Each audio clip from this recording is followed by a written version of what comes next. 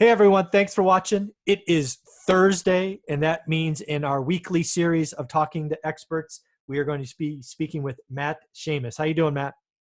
Hey, I'm doing great, Michael. How are you? I'm doing very, very well. So we've had a bunch of kind of subscriber questions or topics come in that I thought we kind of organized and put together. I thought we just run through them, kind of see how it goes. Is that cool with you? Perfect. Let's go.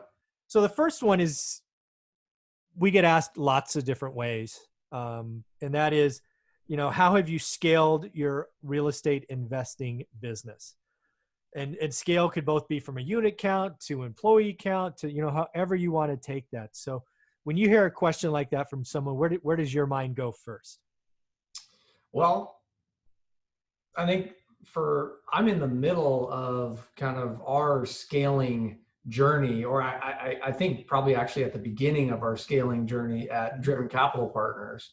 But this is kind of a new phase. I scaled through single family homes kind of as a more individual investor Mm-hmm. before this. Mm-hmm. And I mean, I just got started with one, and um, I think this was a mindset kind of evolution for me personally. Mm-hmm. I got started with one property, and I had the initial thought that, if I can buy one rental property a year, Mm-hmm.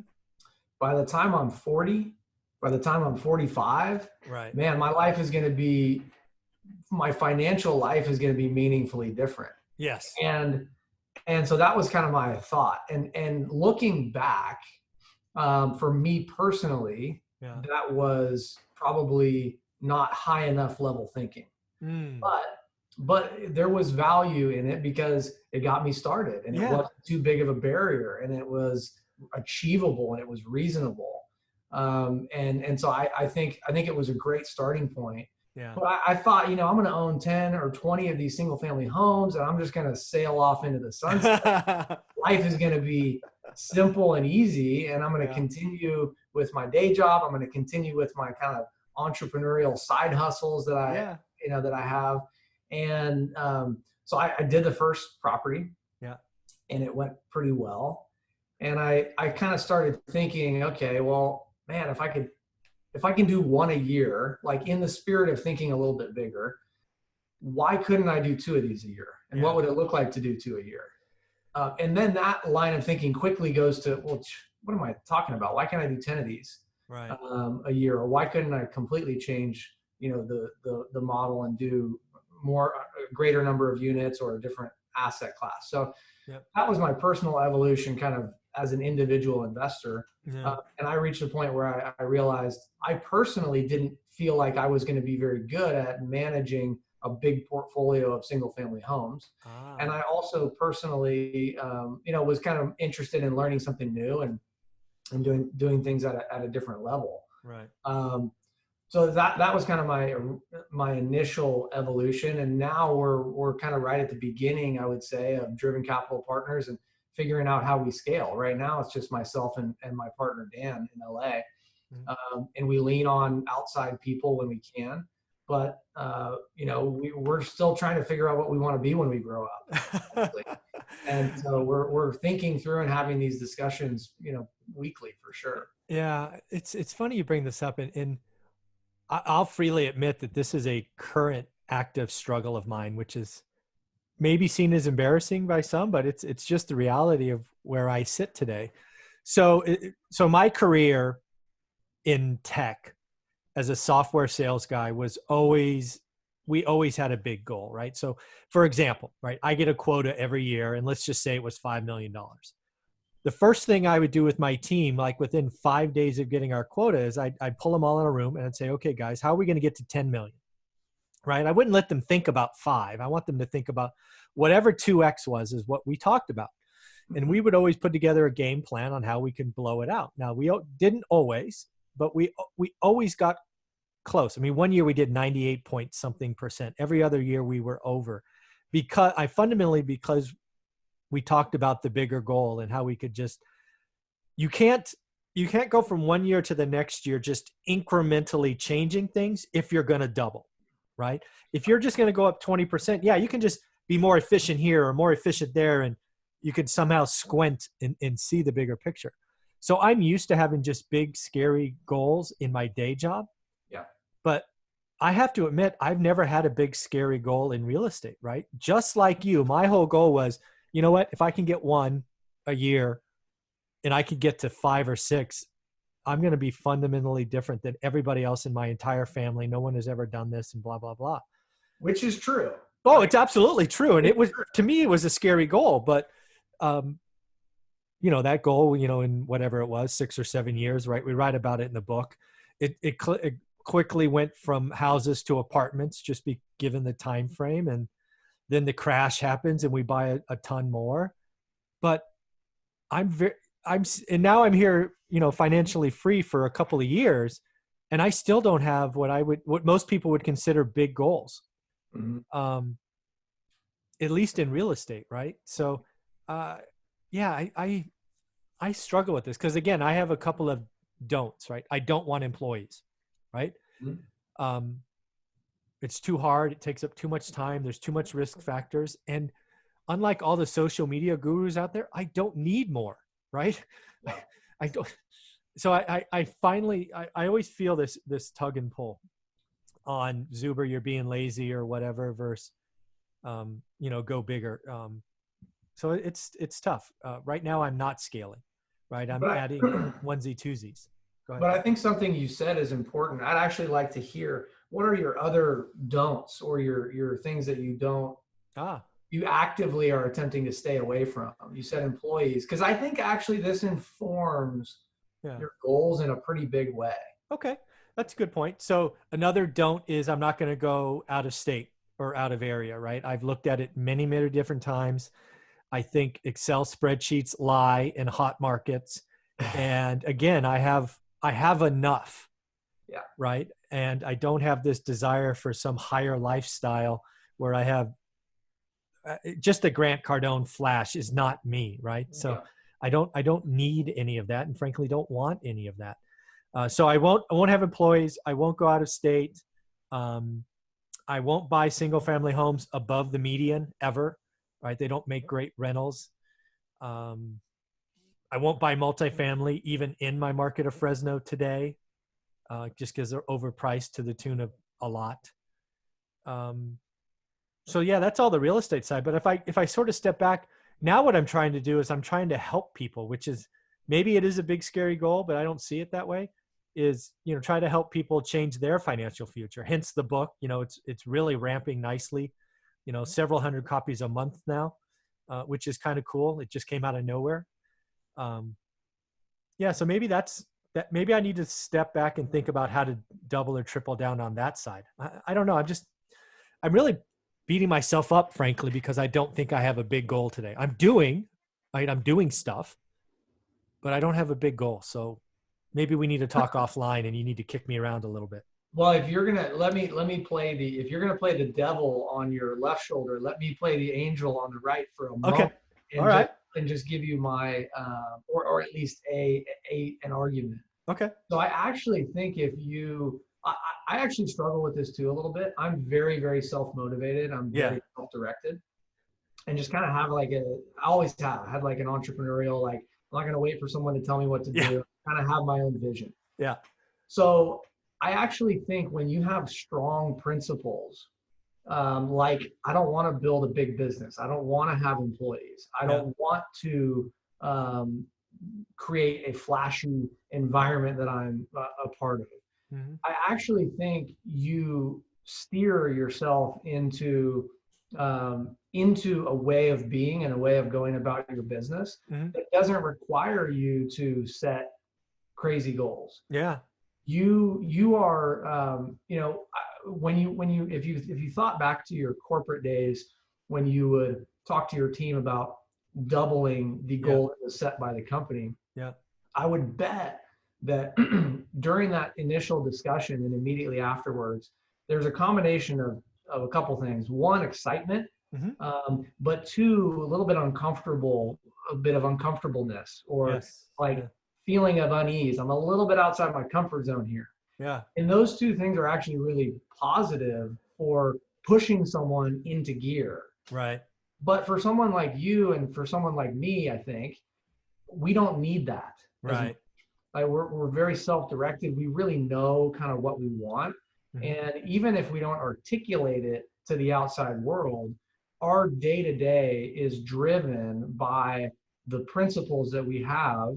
Mhm. And we don't need to set a big goal in order to Yeah. um, believe in the believe in the in order to come up with principles that will get you to that big goal. Yeah. I don't think I articulated that in a great way. No, you I did. think, I think Yeah. This is, and again, I had done this for a decade, right? And like if someone had worked for me for a couple of years, they knew it was coming, right? But if you worked with me for the first time, right? Sales teams change, blah blah blah. Um, it was actually very uncomfortable. I could see people visibly squirm in their chairs, right? When I came in and talked about 10 million, to use the 5 million example, they would they'd go, "What are you talking about? I thought my number was 5. Why is it 10? What are we doing? Oh my God, did my number change? Oh, I'm freaking out." Right. So it was on purpose. And by the end of the day, we would always spend 8 to 10 hours. New ideas were created, game changing stuff, yeah. and people left excited. It was an evolution to watch. So you nailed exactly what happened. So I need to bring that to my real estate. I've never thought about it that way. It just became second nature in my DNA as a sales leader, but I've never brought that to my real estate game. So maybe we'll get together for lunch someday and beat each other up and get on a whiteboard and see what happens. Well, there's a whole other topic here, which is, and this is actually not talked about enough with goal setting, discussions, I don't think, but, and you know this from being in the corporate and in the tech corporate world, Mm-hmm. it's really easy to set a goal Mm-hmm. and then go down a path to try and achieve that goal and have all sorts of negative, economists would call this a negative externality or a negative consequence that happens as a result of doing what you think is the right thing. But there are lots of different ways to get there. And there are lots of things that you might trade off on the path. And if you're narrow-minded on a big goal, you're going to trade off a lot of other things that you may really, if you step back and think about it calmly, you may not want to trade off on. Yeah. Yeah. The other thing is I think about this question of scale, I've just kind of played in my head, where have I added scale over the last 20 years? So when I started out, scale in my business was my network, right? I knew no one in Fresno. So I took a personal goal to fix that. So I tried to meet 3 to 4 new people a week. Phone calls were fine. During the crash, scale came from access to capital, right? Because banks turned us off. So first it meant a couple of hard money deals, but then it meant private money, right? Yeah. So, we went from raising, 100,000s to well over $1 million in private money. Today, interestingly enough, the problem is deal flow. So that's why I created the hub in Fresno to basically create an environment that would eventually attract business, whether that be via wholesalers, which there are now 4 in the office, or agents, which there are 2. So now as I step back and think about this scaling aspect, I've always attacked the weakest link. So in the beginning, it was my network. In the middle, it was access to capital. And at the end, it is deal flow. So as I think about the question, we have certainly attacked it. I just never had a goal, right? I said, okay, that's my weak link. How can I fix that? So that's an interesting question that caused me to think a lot. So thank you, whoever sent that in. Any last thoughts on that one? No, I mean, I think it's open-ended enough. There's a lot there, and we are, we're both in some form of growing something, right? Yeah. You're growing your presence at the hub. You're growing your book sales, and you're growing your presence as an authority to attempt to help people. Yeah. So I do think it's valuable to get jolted out of your comfort zone, especially when you feel like what you're doing is important. Yeah. And you're not going to get there with your own maybe with your own regular daily kind of thought patterns. Yeah. So I think it's an interesting topic, but it's something I'm thinking about weekly. Cool. All right. Next question is, who else, if anyone, works with you, and what do they do?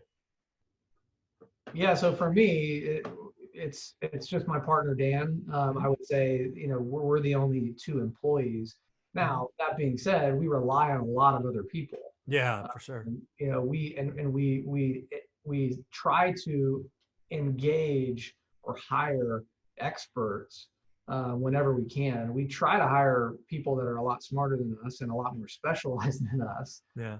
whenever we can, and we're willing to pay a premium to do that.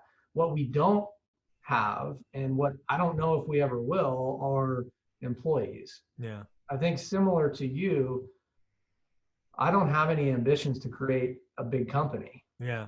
What I want to do is own high quality real estate. There you go. And I want to create some flexibility in my life and create some, just a really positive environment, and work with people that I enjoy working with, Mm-hmm. and work on problems that I find challenging and interesting. Yeah. And so that none of that means building a big company. Yeah. And I think there are lots of things that I would personally take on that I'm not interested in taking on if I wanted to build a big company. Mm-hmm. So part of what Dan and I are working through today is how big can we actually get with this current infrastructure, Right. with this current model. Yeah. And so we don't know yet. Yeah. We don't know. We don't know yet. Yeah. How about you? I know you said you don't have any employees, but yeah, no employees. But in fairness, I have my wife, my partner. She's been at this since the beginning. I've given her full credit for keeping us in the game when maybe I wanted to walk away after that first horrible experience. She did lots of the bookkeeping through the early years, right when I was out finding deals and traveling for work. So instrumental part of the team. She's also has the veto power I've talked about a couple of times, because I was so laser focused on deals, I sometimes missed red flags. mm-hmm. And she would come in as an independent third party and say, "What are you doing, stupid?" No. And I couldn't, I couldn't argue. That was kind of our agreement.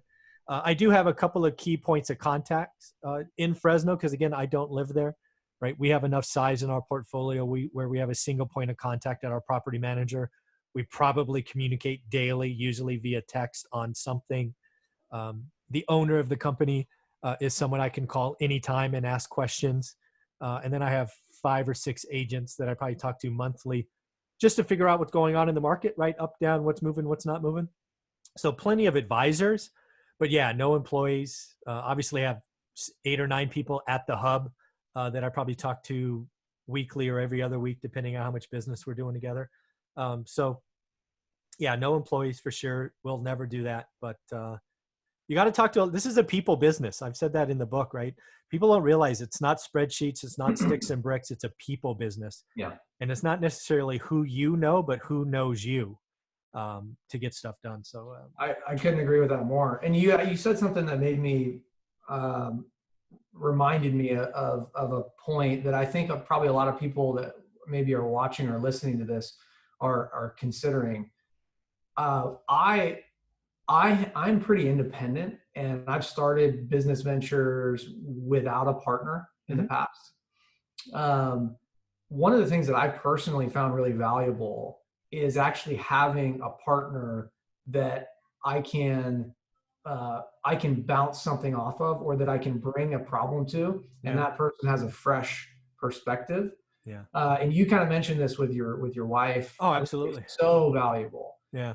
You can easily, especially if you're an analytical person, you can easily get stuck in your own head and in your spreadsheets. Yeah. And behind your computer. Yep. And feel like, man, I'm moving. Yeah. Does that mean I'm making progress?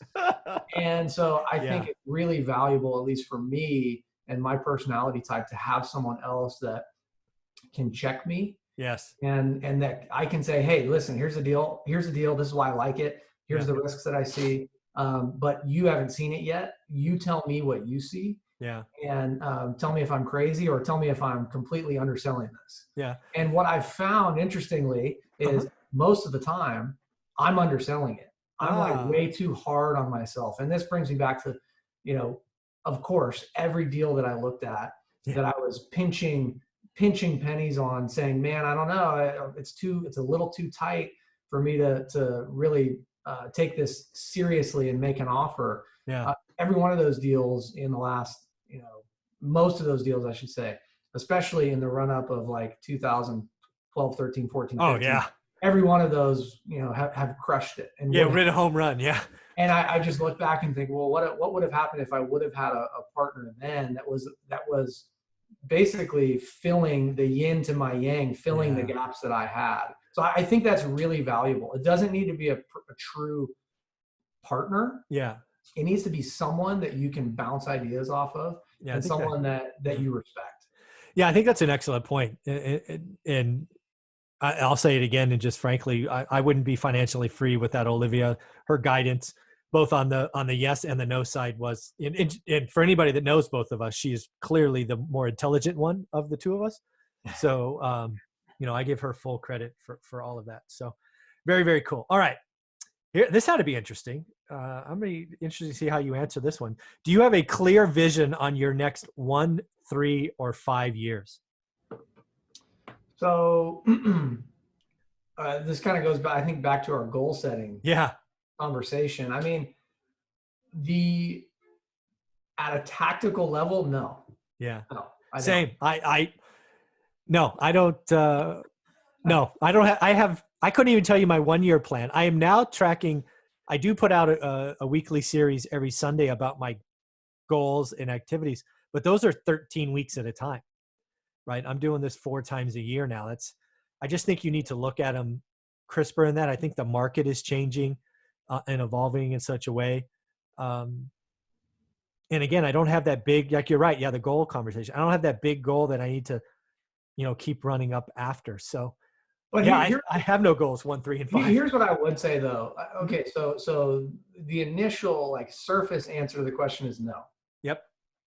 But if you dig one layer deeper, I actually think you and I both, just in talking with you, both share a pretty strong vision that we can each articulate for Oh yeah, our future. for sure. And I actually think that's more than what the average person has or can say. I think it's so easy. It was for me. I was there to just go to work. Yeah. Come I don't home. know. Like Yeah. like this week, I'm engaged and excited. I'm gonna, maybe I'm trying to get promoted, Right. and I'm very actively doing lots of things. And another week or another month or another stretch of 3 or 4 months, you're just kind of coasting, and you're waiting to get home, and Yeah. you're waiting for the Netflix, whatever show you're watching on Netflix to appear, and you don't have any motivation to do much in your downtime or over the weekend. Yeah. And those periods personally for me are few and far between. Yeah. But that's just because I do have a strong vision for myself. Right. It just doesn't manifest in the form of a goal that I can articulate to some third party. Yeah. Yeah, I think you're absolutely right. Yeah, I think that's well said. So let's take this last one on. How do you tackle goal setting? Because we just said we don't, and we said we do. So how do you tackle goal setting? Well, I think goals in many ways, I think, are more important the bigger the organization you have. For sure. Right? Sort of that northern light, right? That's right. They're meant to align, the herd and say, like, this is where we're headed. Right. And I think when you're doing things on your own and you have that clear vision in your own head, it actually becomes less important and even detrimental at times to have a specific goal that you're chasing. Yeah. Like Dan and I could set a goal of acquiring 10 new properties in 2020. Right. And we honestly talked about setting a goal like that. Yeah. But it would actually be burdensome, and it wouldn't be what we really want to achieve. Right. We want to buy 10 properties if we can find the right deals. Yes. We don't want any artificial constraint that tells us subconsciously we have to go do something. Right. Even though if we look at all the pieces of the puzzle, it doesn't actually achieve what we want to achieve. The goal is just a roadmap to get to where you want to go. Yeah. And I think we know pretty strongly where we want to go. Yeah. So goals like that, we just don't. Yeah. So this is funny. This is where my experience might be helpful for you, and I'll sort of share what I do, and see if it could help you too. So first and foremost, you got to have a big goal, you said 20, right? 20 houses in the year. That's actually not what you want, right? You want 20 good deals or whatever the right answer is. So how I break my goals down, and so first off, I believe goals are important, even individually. I believe they have to be the right goals. I believe you have to write them down.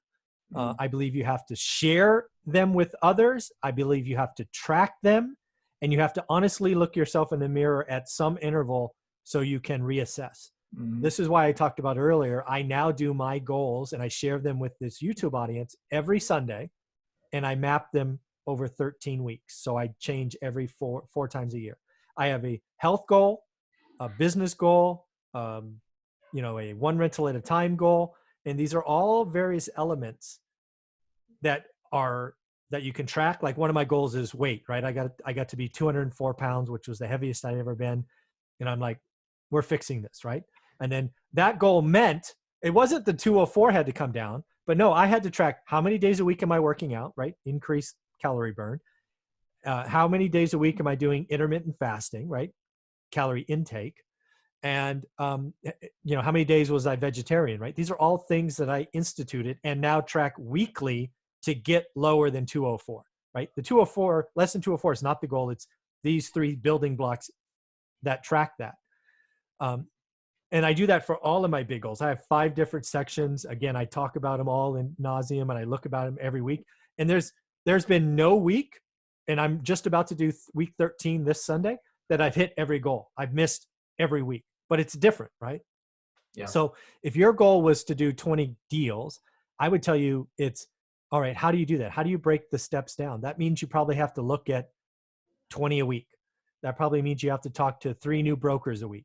That means you have to do, I don't know what they are, but that's what you should break down. That way you can feel good that you're doing the work, even if you end up with no deals this year, right? You broke the process down into digestible chunks that you can track weekly, and then you'll feel good at the end. And if it happens, it happens. If it doesn't, it doesn't, right? So that's what I would tell you to do with your goals. As I would tell you to get with your partner, I would share them. I would have them publicly displayed, on your desktop or whiteboard or somewhere. And you should talk every Monday or Friday or whatever works best for you. Because the end goal is doing 20 great deals, but there's individual steps to get there. Does that make sense? Yeah, absolutely. Yeah. So that's what I would tell anybody, whether it's a weight goal, a health goal, a business goal, is break it down into digestible chunks, right? Start early and, track yourself religiously, because goals are very important. It keeps you focused. And then there's nothing better than looking at a goal and going, shoot, I didn't do that this week. Guess what's going to get a lot of focus next week? Right. Yeah. Right. So I think goals are important. Yeah. Anything you want to say? No, I appreciate you sharing.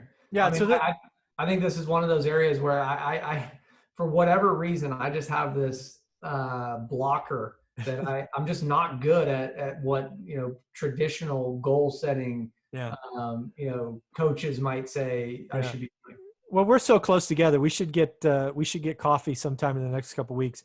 I'll help you with your goals if you can help me think bigger. That might be a fair trade. Deal. Just in 2 minutes, why don't we talk about our spouses? How involved are your spouses in your business? So Amy is not involved at all in the business. Okay. She's involved in all the things that go on behind the scenes that allow the business to be. Yes.